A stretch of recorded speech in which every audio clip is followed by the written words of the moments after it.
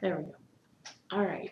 For the recording, today is Tuesday, April 24th, 2012, and we're interviewing Roger Scott at the Illinois State Library. Roger is 66 years old and having been born on October 5th, 1946. My name is Sue Burkholder, and I'll be the interviewer.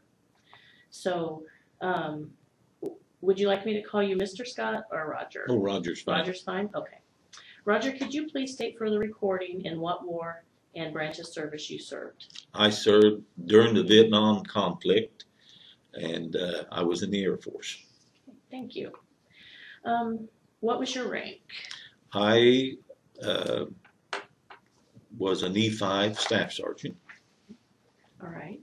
And then during your time in the military, where did you serve? I served majority of my time at Fairchild Air Force Base in Washington. It was a SAC base.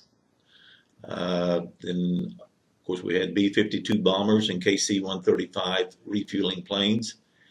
And we went TDY to numerous places, but I went to TDY to Guam with the B-52s.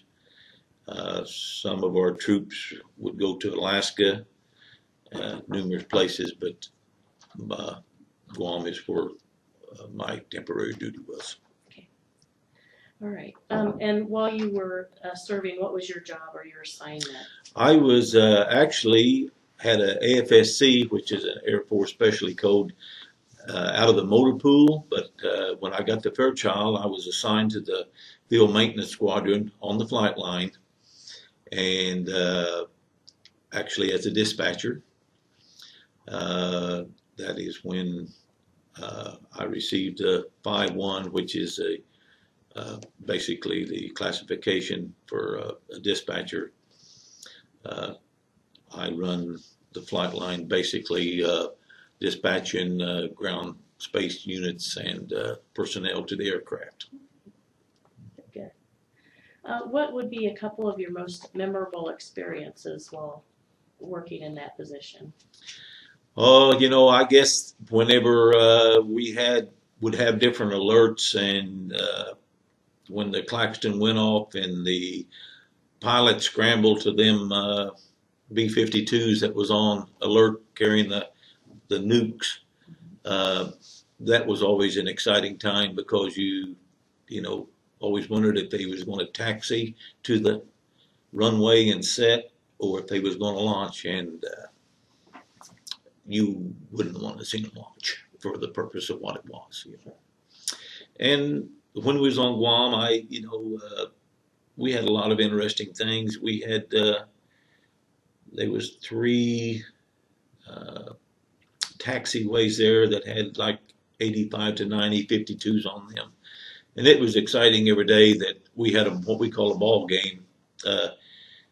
They was taxiing to go bomb Nam, and it was always exciting when they launched because the whole island shook. You know, it was just a lot of great things. Always told them I wouldn't take nothing for the 4 years I gave them. I don't know if I would have wanted any more of it, but great times. Seen a lot of great things. Okay.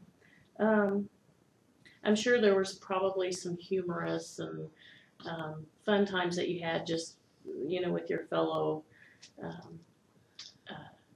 servicemen, and can you share a few of those? I can.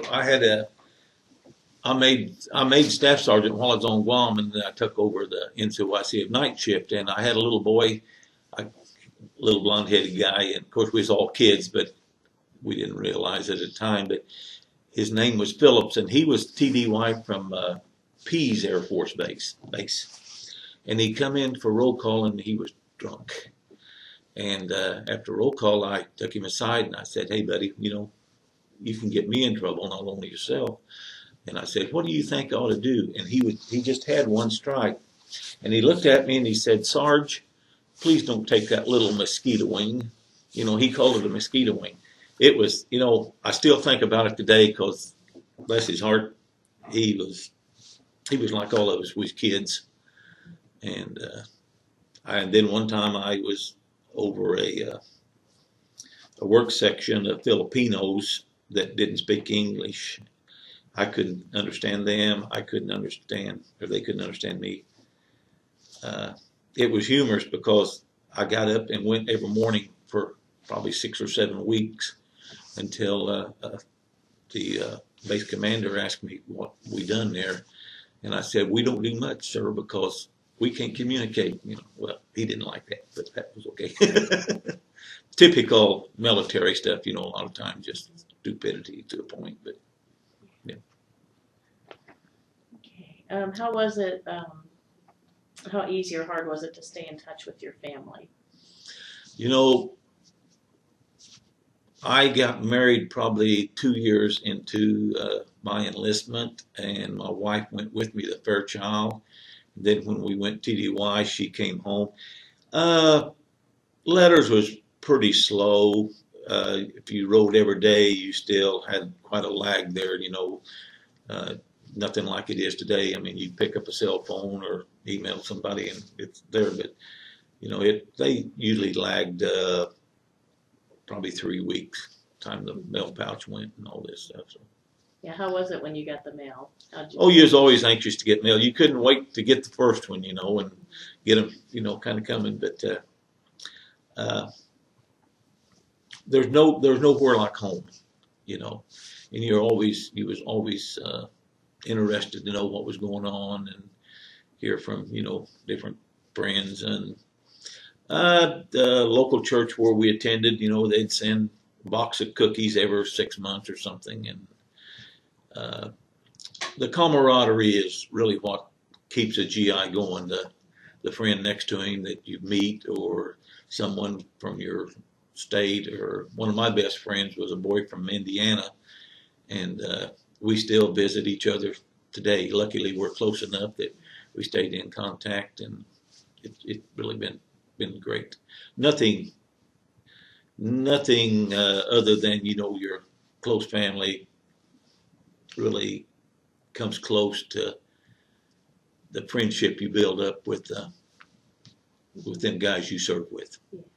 Just they're basically like a brother almost. Cool. Very good. Was there anything that you did or carried for good luck while you were there? No. I wasn't very superstitious. And what about the meals and those sorts of things? How was that? That's one thing about the Air Force. You always had a good chow hall, and the food was always basically decent. Sometimes when we was on Guam, the milk, you could tell it was powdered, and the eggs might be a little green, but other than that, it was, we ate pretty good. Really? What are some of the things that you had? Just basically of a morning, you'd have your eggs about any way. Usually they like the omelet deal because it was easier on them, but just eggs and bacon. And about one night a week, then at supper we would have maybe a steak, and it was always nice. We'd eat a lot of time when we was on Guam. We'd go to the BX and eat, and my wife still can't make fried rice like they did, but I tell her that every time she makes something, but it was really good. Might be a fish head in it, but that's okay. It was still good. I'm sure there was a few unusual things. What did you do for entertainment and for downtime? Well, we drank a lot of beer. In the States, me and my buddy from Indiana, and he wasn't married, but we would fish quite a bit around the Spokane area because there's a lot of lakes. On Guam, we drank beer, and we'd go bowling once in a while or something, But over there, we worked a lot of 12-hour shifts, and when you got off, you was ready for bed, and it was hot, no air conditioning, and the geckos run on the ceiling, and it was really different. I always tell the people that they're going to give the world an enema right there where they'd insert the tube, So Guam, pretty nasty place. Yeah.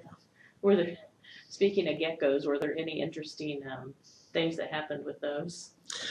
You know, they had frogs. They had toad frogs like that. You could put 3 of them in a pillowcase. Oh. And we had a gentleman, and I can't even think of his name anymore, but he was everything was super tarred to him. I mean, when he talked, hey man, hey, that thing's super tarred, instead of saying it was wore, that thing's super tarred, you know. And one night, me and my buddy, we put 3 of them toad frogs in a pillowcase, put them in my boss's office. His name was Sergeant Moorhead, and he was no sense of humor. But anyhow, he found them, and he called me and Lynette and a couple other guys in, and was really chewing on us, you know. And this guy, Sergeant Nailing, come in and the room, and he said, and Moorhead told him what had happened, you know, about that. And he said, who put them super tarred frogs in that white bag?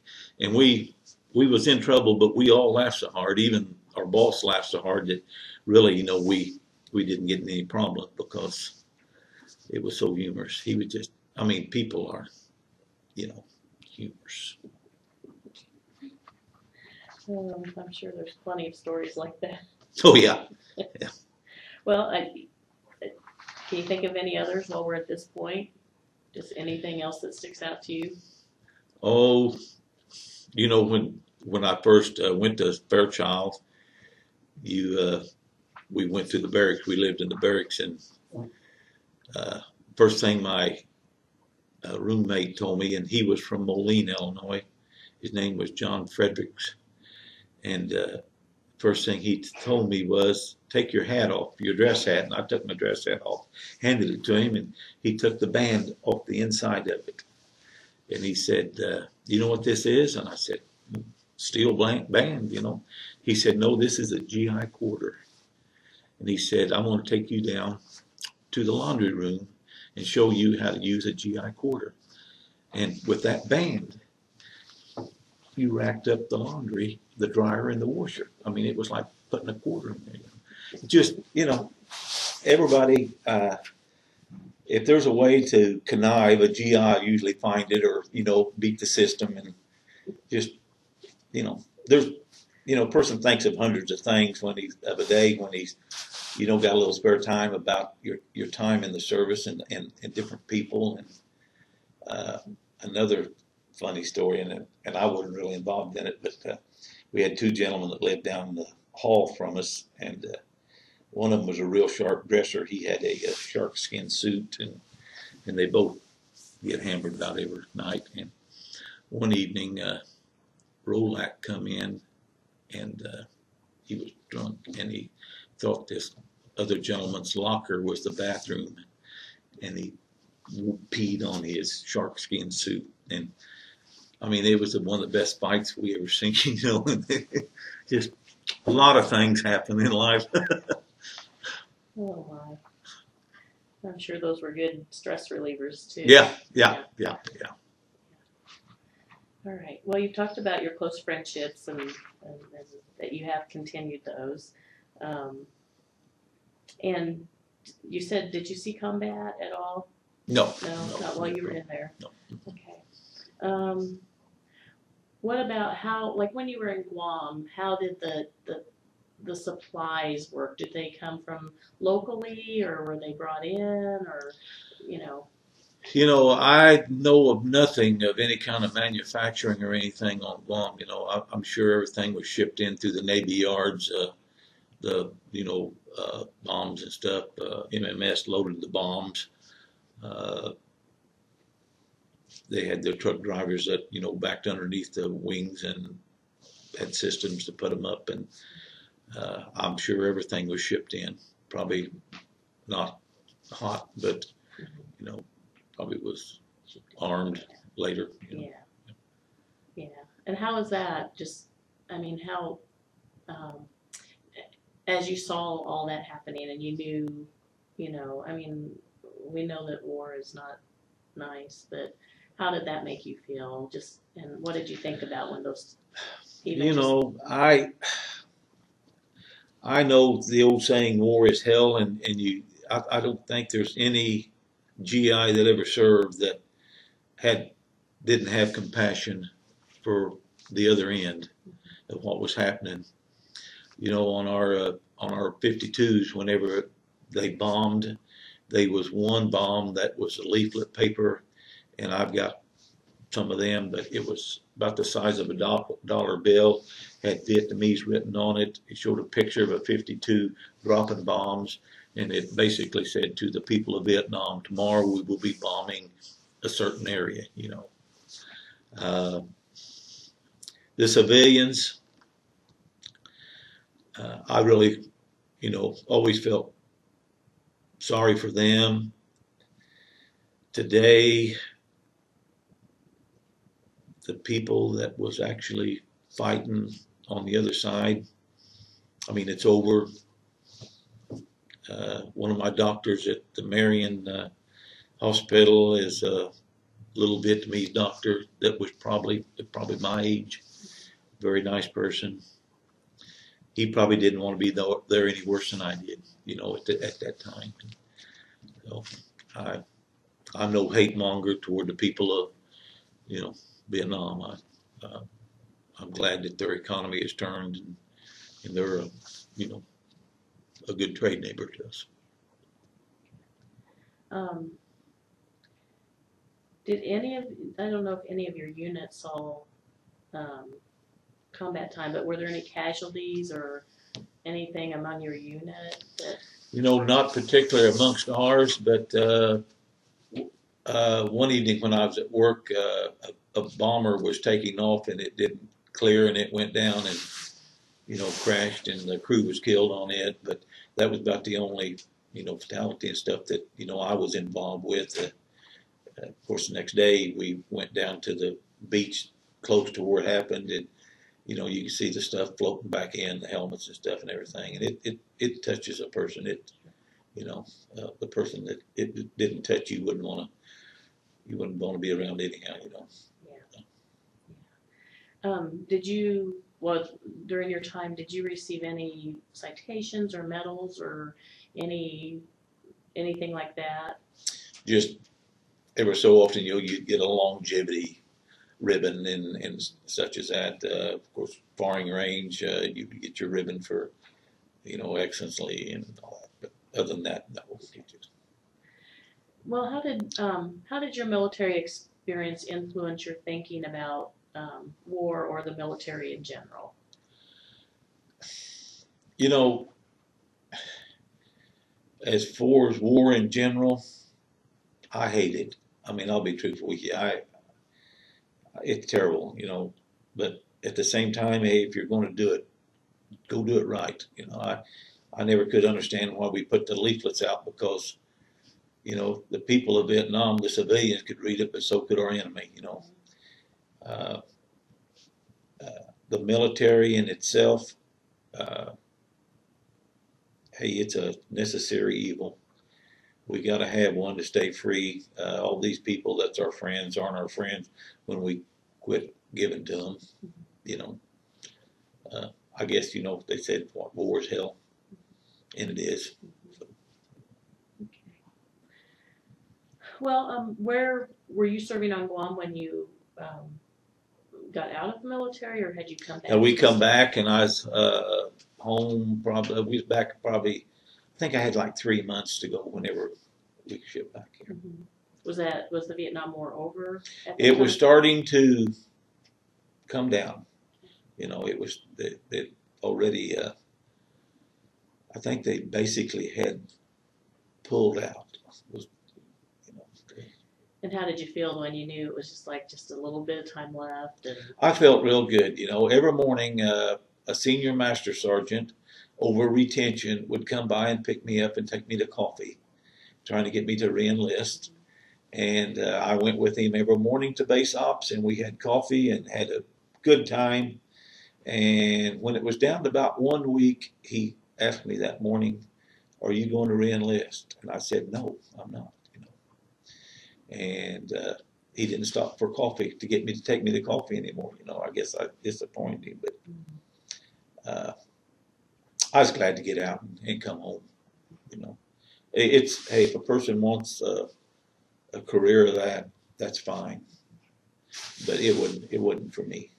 You know, So in the immediate days and weeks after your service ended, where did you land and what did you do? What did you pursue you mean as a civilian? as a civilian? I went back to where I had been employed, a machinery company, Allis-Chalmers Construction Machinery.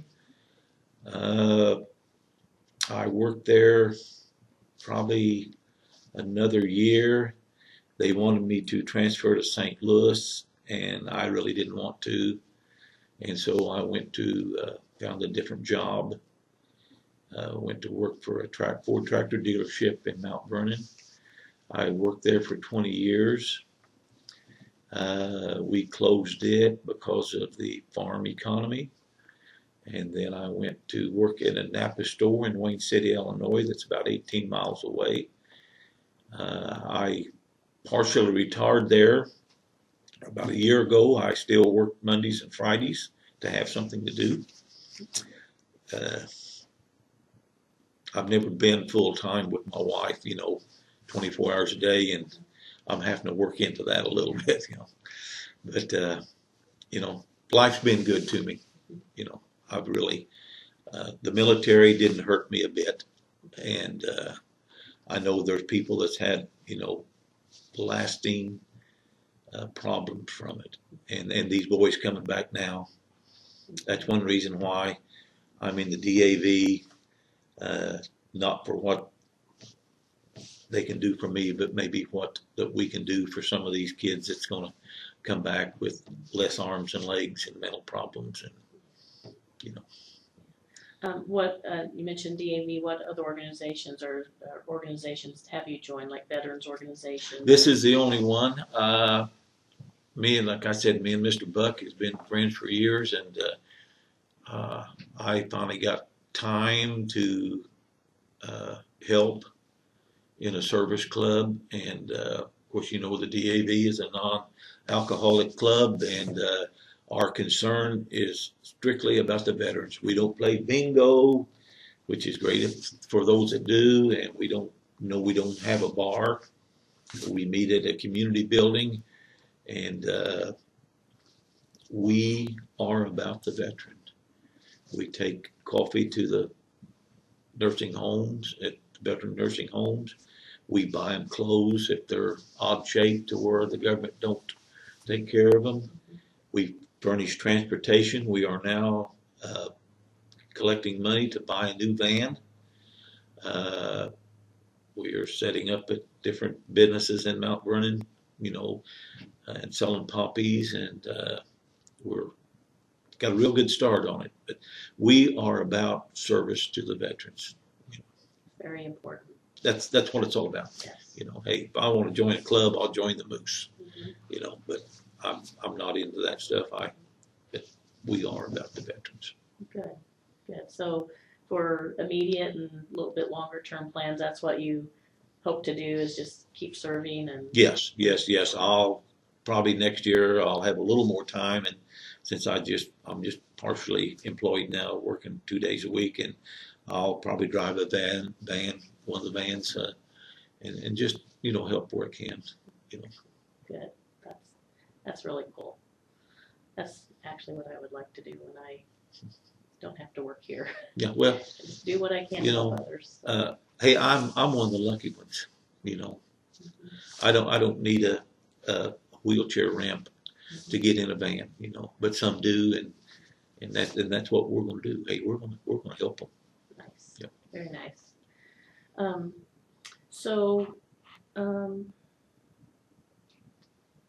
I think how have you attended any reunions or had any opportunity to meet with other than your friend? No reunions. I have made contact with a gentleman in Alabama that we got to Fairchild about the same time, and we was real good buddies. And he got a hardship transfer back to his home state because of his dad's health. Mm-hmm.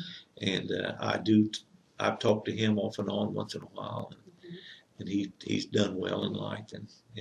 Yeah.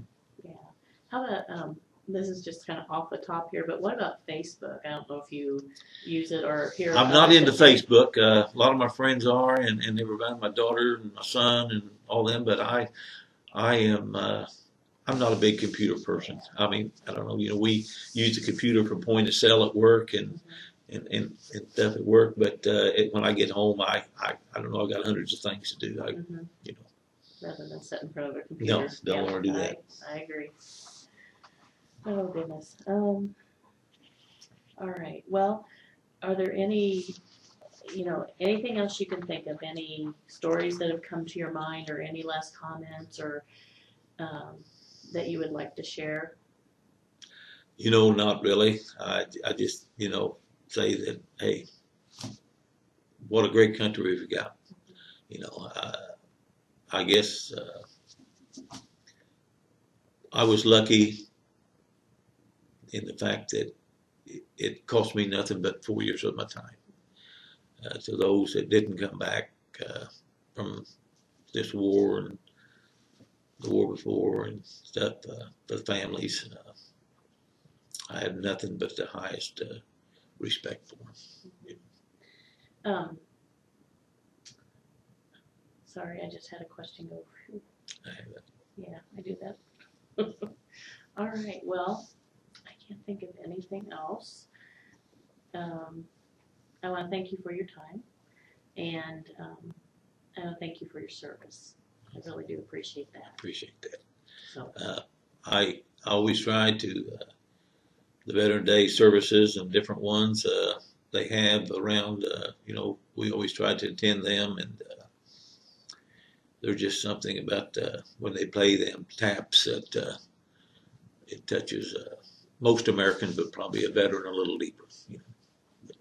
And I appreciate you taking your time to listen to me. Not too exciting a story, but hey, that's the way it was.